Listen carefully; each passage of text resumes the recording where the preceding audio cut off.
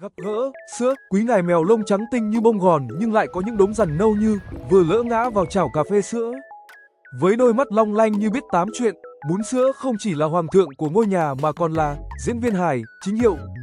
Khi thì niềm lăn ra giữa nhà làm cục bông lười biếng, khi thì phóng như tên lửa chỉ vì tiếng khui hộp pate. Đừng để vẻ ngoài quý tộc đánh lừa chú mèo này sẵn sàng giật cái lá cây như thể đang thi đấu Olympic. Dễ thương, lấn lỉnh và có thể khiến cả nhà rụng tim vì một cú liếc mắt đó chính là bún sữa, cục cưng rằn di đáng yêu nhất hệ mặt trời.